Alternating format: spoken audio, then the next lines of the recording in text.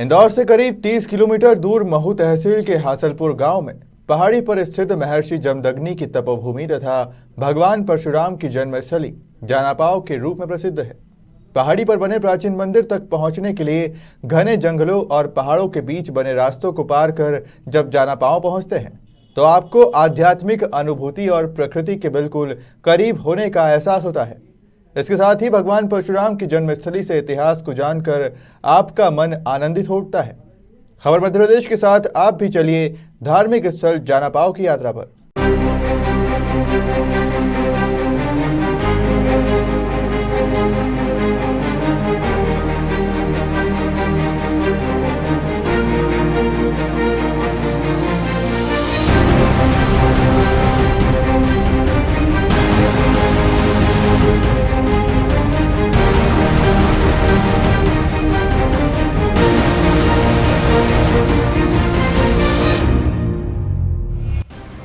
जानापाव की पहाड़ी से दिख रहा ये प्राकृतिक सौंदर्य यहाँ आने वाले प्रत्येक व्यक्ति को प्रकृति के करीब होने का एहसास कराता है। इसके साथ ही इस चैतन्य धार्मिक स्थल के बारे में जानने के बाद प्रत्येक के मन में आध्यात्मिक अनुभूति का एहसास होता है, क्योंकि प्रकृति की गोद में स्थित ये पहाड़ी महर्षि जमदग्नि की तपोभूमि तथा भगवान परशुराम की जन्मस्थली है। भगवान परशुराम का जन्म इसी पहाड़ी पर हुआ था। पितामह भृगु द्वारा संपन्न नामकरण संस्कार के अनंतर राम जमदग्नि का पुत्र होने के कारण जामदग्नि और शिवजी द्वारा दिए गए परशु धारण किए रहने के कारण वे परशुराम कहलाए। परशुराम जी का उल्लेख रामायण, महाभारत, भागवत पुराण और कल्कि पुराण इत्यादि अनेक ग्रंथों में किया गया है। शस्त्र विद्या के महान गुरु भगवान परशुराम के जन्मस्थली के बारे में खबर मध्य प्रदेश की टीम ने जानने का प्रयास किया।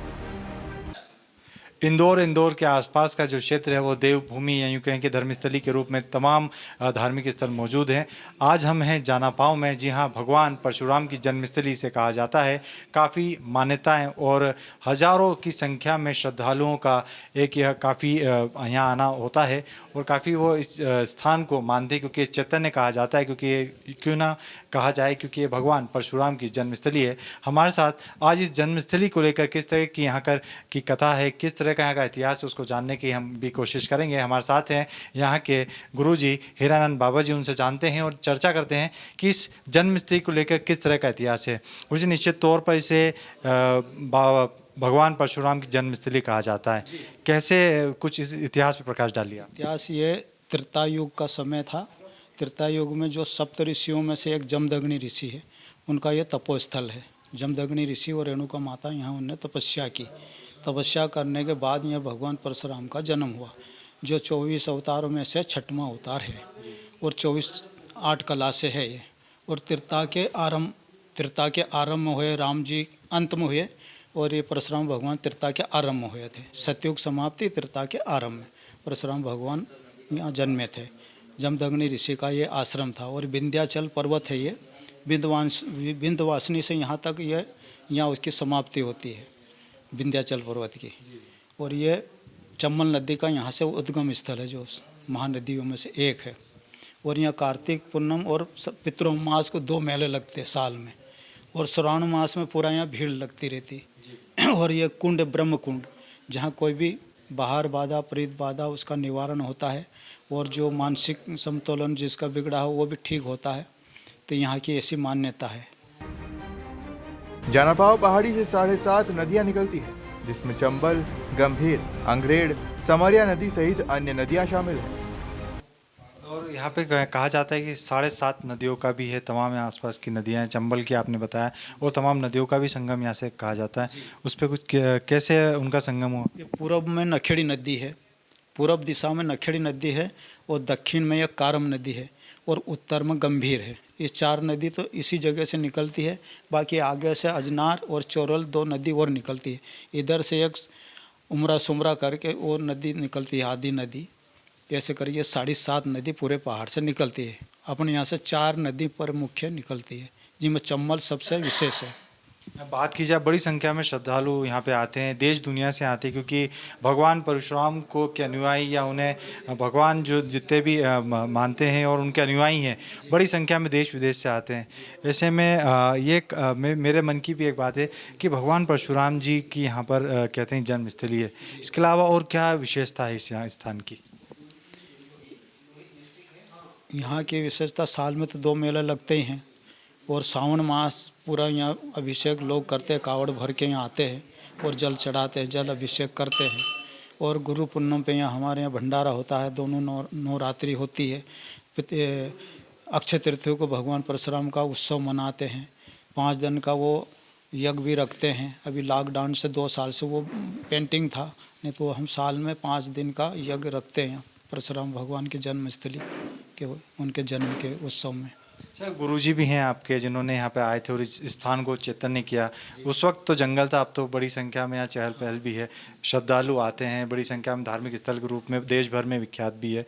तो उस वक्त की हम दौर की बात करें, इतिहास पे जाएं हम, उस वक्त तो क्या यहाँ का माहौल था? क्योंकि उस वक्त तो सिर्फ पहाड़ी हुआ करती थी और सिर्फ आपकी जिस गुरुजी के आपने बताया कि यहाँ पर वो आए थे, उन्होंने इस चीज़ जगह को चैतन्य किया, तो उस वक्त का उसके इतिहास पे प्रकाश डालिए। उसके इतिहास में क्या है कि जो गुरुजी थे वो गुरु उनने अपना इष्ट करा, तो उनको कोई ऐसी शक्ति सिद्धि प्राप्त करना था, तो उनके इष्ट ने जो महाकाली का इष्ट उनने किया था, उनका अपना इष्ट ने ये बताया कि तुम वो पूर्व दिशा में एक पहाड़ी है और ऊपर कोई रेता नहीं है और वहाँ एक हल्का सा कुंड है, पहले गहरा नहीं था, जल 12 मास नहीं रहता था।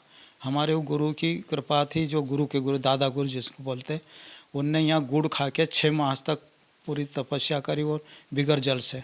फिर उनको अपना सपने में दर्शाया कि आपको ये कुंड को थोड़ा गहरा कर दो, इसमें स्थायी जल रहेगा। जो कुंड है ये ब्रह्म कुंड इसको इसलिए बोलते हैं कि यहाँ ये यज्ञ कुंड था, यज्ञ कुंड में ये खुदा हुआ है। तो पहले के ऋषि महर्षि लोग क्या किसी देवता को सिद्ध करते थे और उससे वचन मांग के और वो जगह को ये सब सिद्ध करते हैं कि जो भी कोई हो उसकी बाहर बाधा वो यहाँ ठीक हो। तो यहाँ बाल बच्चे वगैरह जिसका नहीं होता वो होते हैं, जिसका नहीं जीते वो जीते हैं। और जो भी मन्नत नौकरी धंधा पैसे हो, जो भगवान भोलेनाथ के जमदग्नेश्वर महादेव है, ये इनको जाना पाओ सीधे बोलते हैं, लेकिन ये जमदग्नेश्वर ऋषि के नाम से जमदग्नेश्वर महादेव है। तो यहाँ सब मन्नत पूरी होती है। जी निश्चित तौर पर यदि ये जाना पाओ अपने आप में शहर ही नहीं देश दुनिया में प्रसिद्ध है और निश्चित तौर पर भगवान परशुराम की जन्मस्थली भी है। यदि आप यहाँ पे आएंगे तो कहीं ना कहीं आपको एक आध्यात्मिक अनुभूति प्राप्त होगी। जाना पाओ पहाड़ी का धार्मिक महत्व होने से बड़ी संख्या में श्रद्धालु देश भर से यहाँ पहुँचते हैं। वहीं साल में 2 बार यहाँ मेला भी लगता है, जिसके चलते यहाँ की सुरक्षा व्यवस्था को लेकर प्रशासन कड़े स्तर पर इंतजाम किए जाते हैं। खबर मध्य प्रदेश की टीम जब जाना पाओ दर्शन करने पहुंची, यहाँ पर मानपुर थाना प्रभारी विजय सिंह सिसोदिया सर भी आए हैं निरीक्षण को लेकर। आइए उनसे भी चर्चा करते हैं क्योंकि उनके थाना क्षेत्र में ही आता है। सर काफ़ी प्राचीन धर्मस्थली है यहाँ पर बात की जाए, क्योंकि भगवान परशुराम के जन्मस्थली माना जाता है, आपके थाना क्षेत्र में भी है और निश्चित तौर पर आपका लगातार निरीक्षण करने आना होता है। सर सुरक्षा की दृष्टि सर किस तरह की यहाँ पर व्यवस्था रहती है? सर यहाँ पे हमेशा 2-2 आदमी पुलिस के लगे रहते हैं, 24 घंटे रहते हैं, रात में भी और दिन में भी रहते हैं और हम लोग भी राउंड लगाते रहते हैं। यहाँ बहुत सारे पर्यटक स्थल होने के कारण से लोग आते हैं रविवार और शनिवार के रोज़। सर बात की जाए काफ़ी यदि हम देखें तो शिमला से कम नहीं लग रहा हमको। पीछे का यदि नज़ारा हम देखेंगे तो पूरा कोहरा लगा हुआ है और काफ़ी इतनी पहाड़ी के ऊपर मंदिर बना हुआ है और प्राचीन भी बड़ी संख्या में लोग भी आते हैं सर। और आपका भी निश्चित तौर पर आप भी यहाँ पे आते रहते होंगे सर। क्या महत्व लगता है सर जब यहाँ आते हैं तो किस तरह की एक आत्मिक अनुभूति मिलती है सर? यहाँ बड़ी शांति मिलती। मैं भी सुबह जॉगिंग में आता हूँ यहाँ पे और पूरा प्रकृति की गोद में बैठा हुआ है और पहाड़ी क्षेत्र और अच्छी हरियाली है, तो लोगों को भी आनंद आता है यहाँ पे। सर बात की जाए आपके थाना क्षेत्र की सर, काफ़ी ग्रामीण इलाका भी है और शहरी क्षेत्र भी जुड़ता है। सुरक्षा व्यवस्था की दृष्टि से सर किस तरह के वहाँ पे इंतजाम किया गया है सर? यहाँ पे ग्रामीण इलाका बहुत ज़्यादा आता है और ढाबे वगैरह रहते हैं, तो जिसके हम अलग अलग समय पे चेकिंग कराते हैं। रात में भी अलग अलग टीमों में हम गश्त कराते हैं और पेट्रोलिंग होती है। सर रात को लेकर भी सर धार्मिक स्थल में जैसे ये जाना पाओ की बात करें, कहीं यहाँ पर पर्यटन स्थल भी हैं आपके थाना क्षेत्र में आते हैं, तो उनकी सुरक्षा व्यवस्था को लेकर सर किस तरह के यहाँ पे आपके द्वारा दिशा निर्देश दिए गए हैं? बात की जाए नाइट पेट्रोल की गश्त की, तो उसको लेकर सर किस तरह की? नाइट में पेट्रोलिंग भी होती है, लेकिन नाइट में अधिकतर लोग नहीं आते हैं, दिन में आते हैं, जिसके लिए हम लोग फोर्स लगाते हैं। हमारे यहाँ जैसा वाचू पॉइंट है, जाना पाव है, शीतला माता फॉल है, यहाँ पर फोर्स लगाते रहते हैं हम कंटिन्यू।